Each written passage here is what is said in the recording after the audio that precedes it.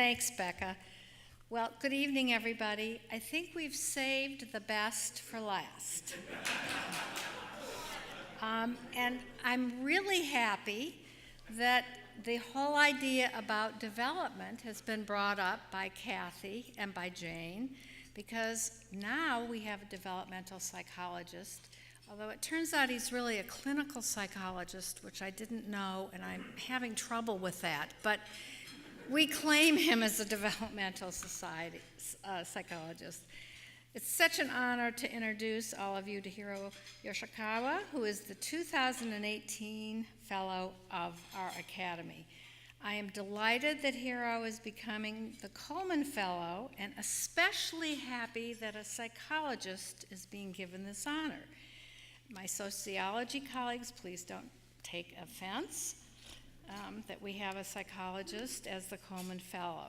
His work has been, like Jeanne, in the service of understanding social inequalities and rectifying them through policies and programs. He is a psychologist who recognizes and realizes that human development is contextualized and occurs within the family and in community structures, again, like Coleman did. Hiro does not just talk about communities and societies, which I think a lot of social scientists do, but he observes children across the world. And I think this is really quite remarkable. He has done work in Chile, Peru, Colombia, China, Kenya, Uganda, as well as here. He focuses on the lives of children and their families who are poor, are immigrants, are refugees, are minorities, are undocumented, and are gay. He designs programs and evaluates policies that promote the well-being of vulnerable children. In fact, some of the work on preschool education was mentioned in one of Obama's State of the Union addresses that had to do with the importance of early childhood education. Hiro is one of those people who has done that work. I also am incredibly impressed with the fact that he takes our tools of social science and he uses a lot of them. He doesn't just take one tool of social science. I don't think that is true, especially of psychologists, and Hiro really is an exemplar. The example I want to give has to do with evaluating the effectiveness of programs. Not only does he pay exquisite attention to the content of programs, as well as the actual implementation of said programs. Now, this sounds kind of obvious to most of us as social scientists, but almost none of the programs, at least in early childhood education, have taken this necessary step. You're evaluating it. What is going on in the ground? The example I would give is work that he's done on the Boston pre-K program. It's something many of you in this room might not know, but this was an evaluation in Boston of their early pre-K program. He, of course, used state-of-the-art evaluation measures, but he also went in and looked at the training of the teachers. And then they went in and looked at whether teachers were implementing the curricula. Again, this seems obvious, but you'd be amazed in the evaluation field how few people take this step. If you don't take this step, if you don't get effects, you're not going to know why. He's a real social scientist, which means he wants to know why, as well as whether something was effective or not. He also demonstrates a revised adage, which I've always liked, that there is nothing as valuable as a good evaluation to further theory.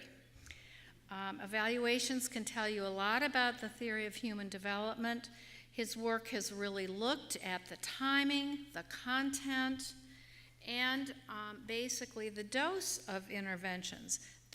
If you don't look at these types of or use evaluations to look at these types of variables, you're not going to really understand whether people are correct when they say that interventions early in life are more effective than they are later in life.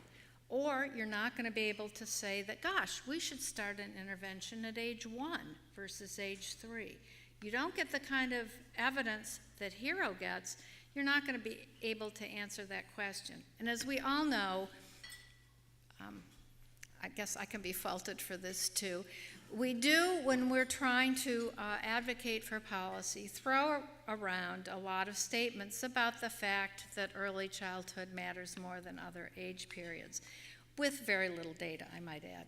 Hiro is one of the people who's getting that data. Very, very important, at least in my view. He also is willing to combine intervention approaches that cross disciplines and service systems. So Hiro and I, along with others, are working with a 2-generation program in Tulsa. This combines Head Start services for children and job sector programs and training through community colleges for the parents. Attempting to coordinate these services is not for the faint-hearted. That's also very important. Hiro does not shy away from things that are really difficult because he thinks they're important. Can we actually coordinate between service systems? And again, since we've done this work together, we can both say it's not for the faint-hearted. He also, along with Greg Duncan, who is here tonight, is initiating the first unconditional cash transfer program aimed at poor families with babies and toddlers in the United States. He's doing this with economists, sociologists, and neuroscientists. This is a study, actually, you guys were just cited in The Economist. Was that this week? Last week? Last week, thank you, somebody who's paying attention to when that came out. Stay tuned. It, of course, reminds some of the people in this room, I'm looking at Tim and Becca, of the old 60s and 70s experiments we did with unconditional cash transfers. But this is with young kids. And his international work has resulted in the award of $100 million. Of course, that sounds like Austin Powers. From the MacArthur Foundation's initiative, which was called 100 and Change. This is a big deal, guys.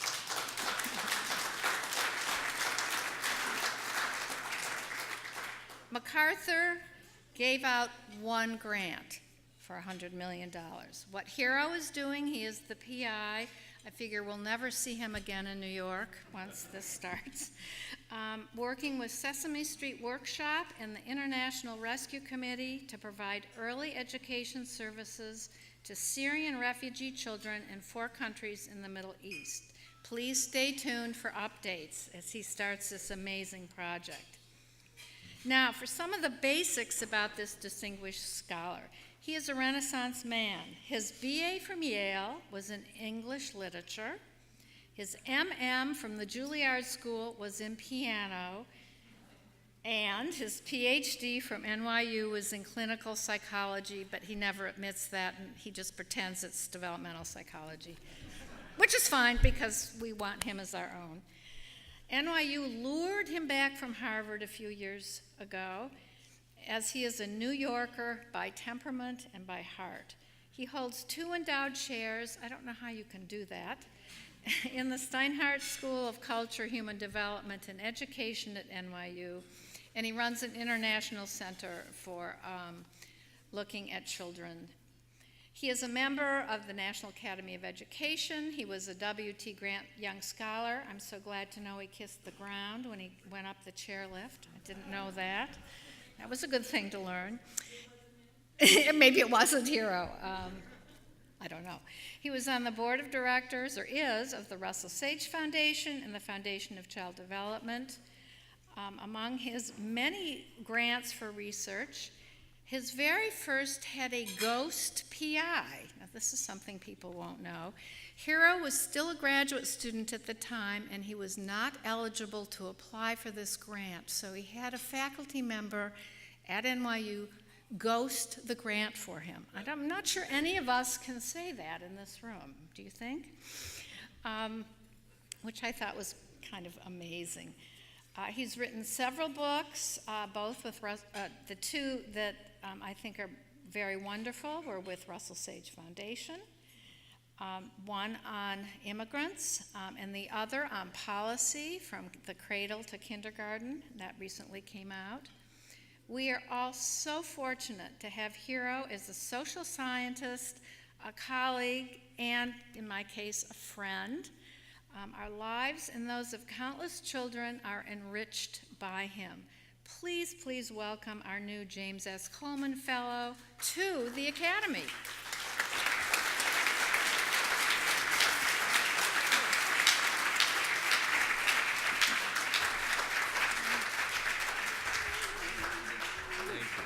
Oh yeah, we need to do this thing. We need to do the thing. You get the orange. Oh, the purple is for the Moynihan. Okay. Ah. You don't get the purple. No purple's for you. Okay. Picture.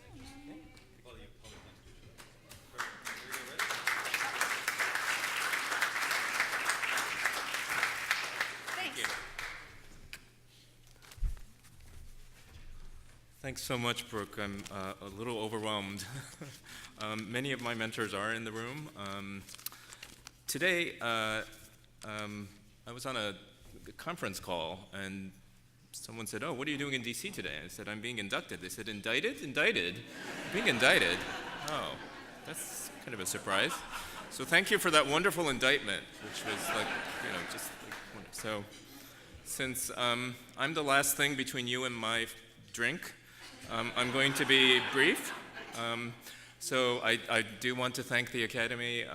The mission of the Academy and the kind of interdisciplinary approach to social issues and to public policy is really something I feel like I have has been the kind of through thread across a lot of different topics in my career. I want to thank Stuart Freeman, my life partner and husband, who really, we've been through a lot together, but when I met him, I was a pianist, for one thing. So, and that's been a long time since I was a pianist.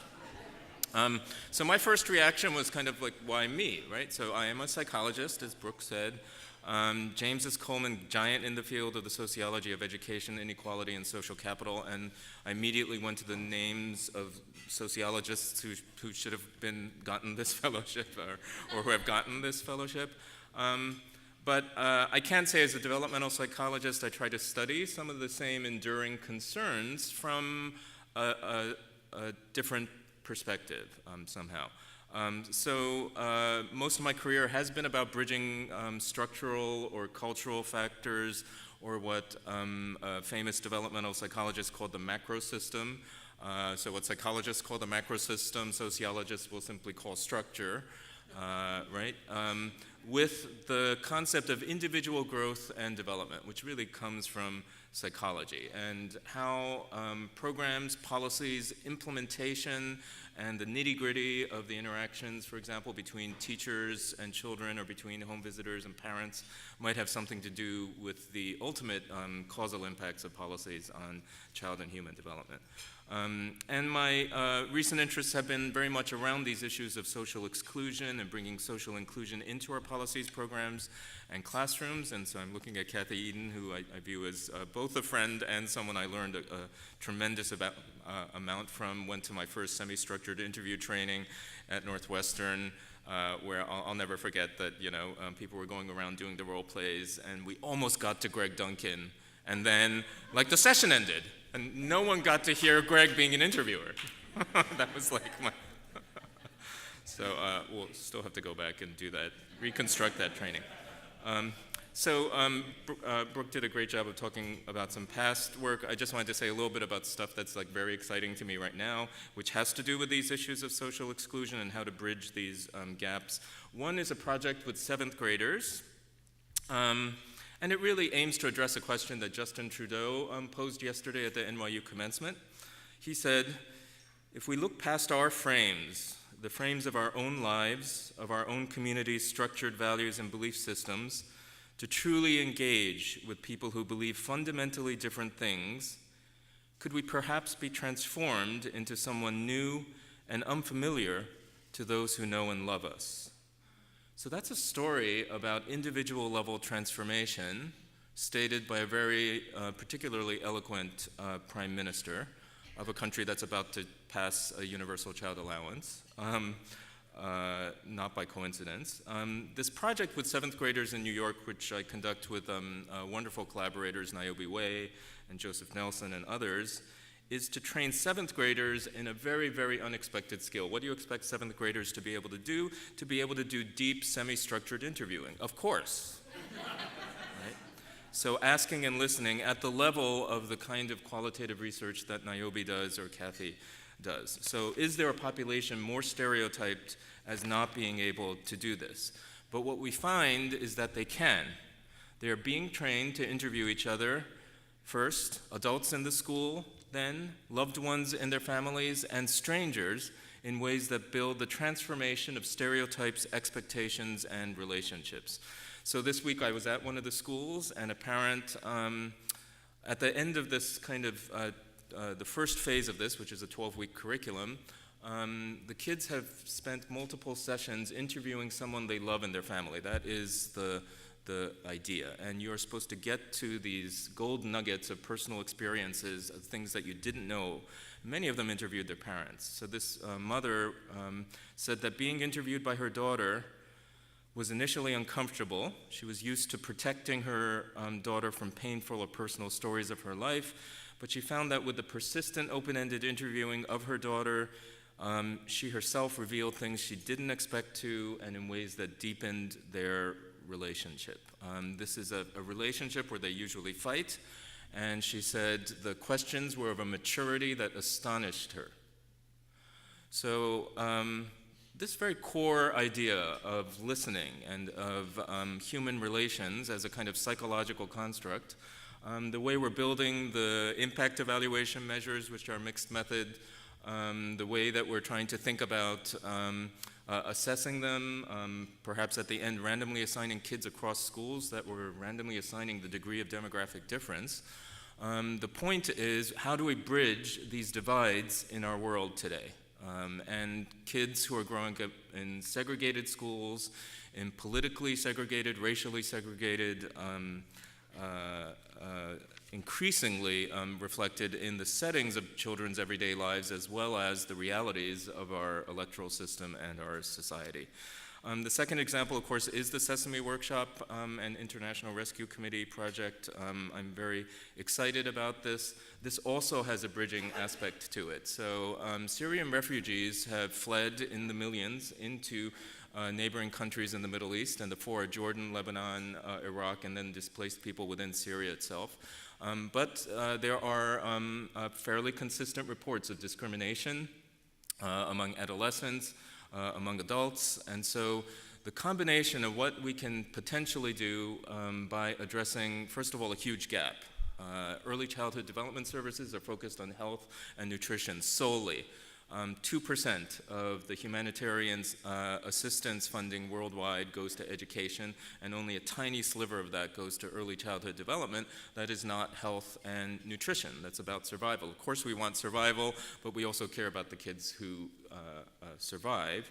And so this is about bringing these two sectors together with home visiting services, center-based early childhood education, covering the early childhood development period, and layering on a new Sesame Street program aimed at social cohesion. So I'm excited about that project. It will be interdisciplinary. We're planning to incorporate assessment of biological, physiological processes around stress, applying behavioral economic principles to the issues of increasing parents' viewership of Sesame Street, for example.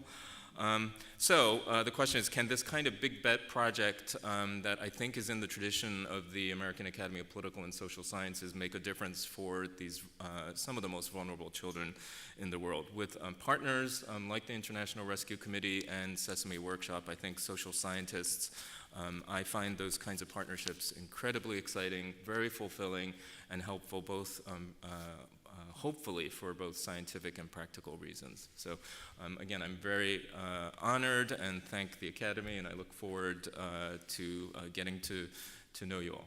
Thanks.